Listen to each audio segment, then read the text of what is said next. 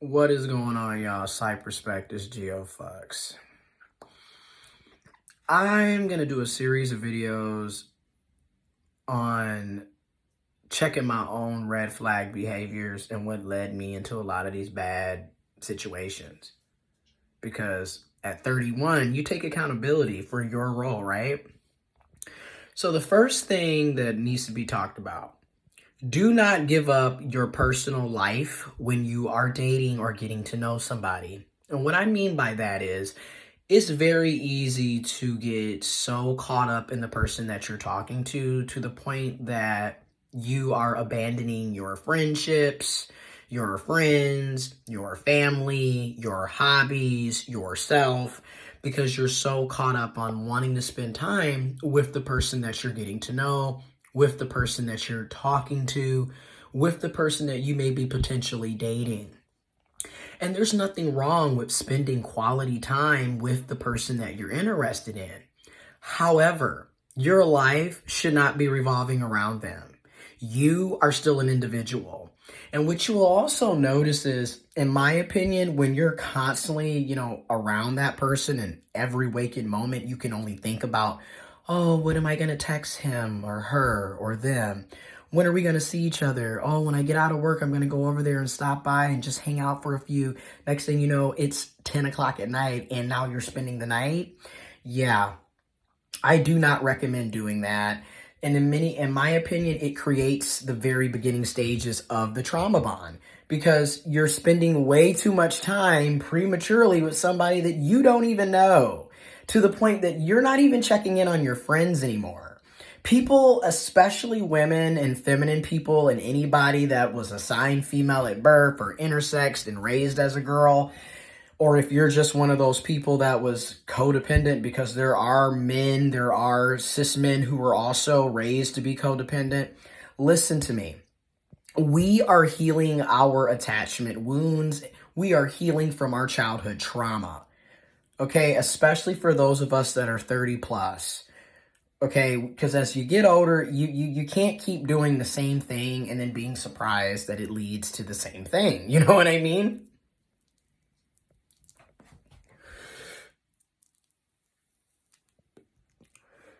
I'm just keeping it real. You can't be surprised as you get older. So, don't give up on your hobbies. Don't give up on your personal goals. If you want to go back to school, or you're working to create a podcast, or you're working to, make more money, you're working on your physical fitness, you're working on your book, your music, your art, whatever it may be, do not give up on those goals and personal hobbies just because you like somebody and you want to be around them. Listen to me, attachment wounds. You do not need to be around somebody 24/7, 365. I do not care. Trust and believe. In my personal experience, that is a quick way to become overly attached to something that's not even real. I'm just going to keep it real. Now, are there people out there that are not toxic and abusive and aren't trying to take you for advantage and use you because they are looking for a placeholder? Yes, there are good people out here. I truly do want to believe that because I personally view myself as a pretty decent person. However, actions speak louder than words. And I would tell that to somebody that's getting to know me. You need to give it time if you're getting to know me, and you need to take the time to see if my actions match my words. Because in this day and age, people do a lot of talking, not enough action. Actions don't be matching words, and words don't be matching actions. And let's be honest, that's manipulation. And look, y'all, we too old to be falling for the okie doke. Cause I notice with myself, when I like somebody, I be so up their ass. I can see what they ate 10 days ago. I can see what they're going to eat in the next 10 days. That's just how up the anus canal I'm in. I mean, I'm attached at the hip like a fanny pack. It's ridiculous. And I have to recognize my attachment wounds and my childhood trauma as I'm going through therapy and holding myself accountable. I can't keep sitting up here becoming overly attached to shit that's not real.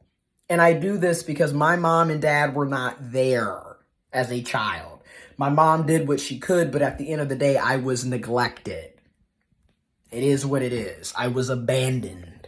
And those abandonment issues show up and they make creating any type of relationship, whether it's platonic. Well, no, most of it is mostly romantic because, like, my platonic relationships, I don't have these issues. I'm not sitting over here overly attached to my friends the way that I am when I call myself trying to like somebody, trying to catch feelings, trying to love.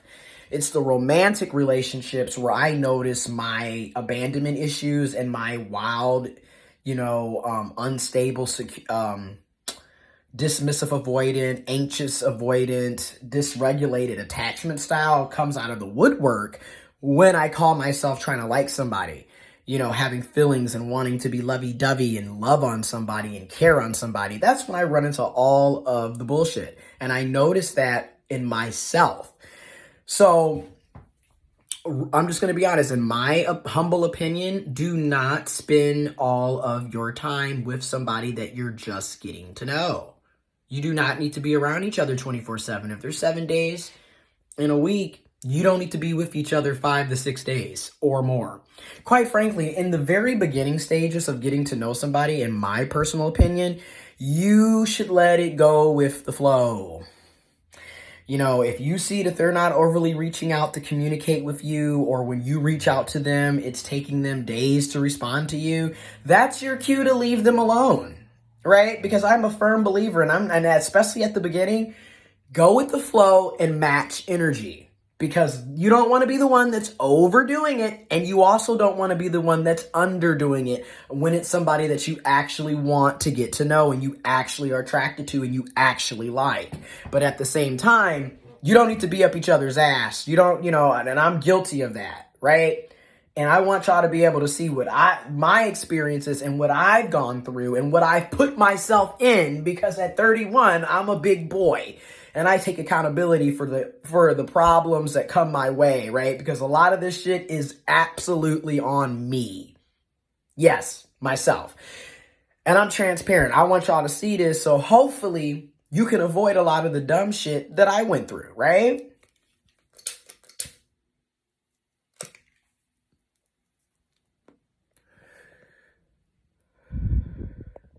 Because each one can teach one.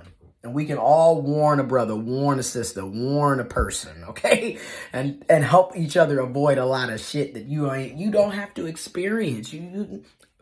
We've gone through enough of this for you, so you don't have to go through it, okay? Be better than me. Trust me, be better. Please, be better. But for real, don't give up on your own personal life. Don't give up on your friends. Don't give up on your families. Don't give up on your goals.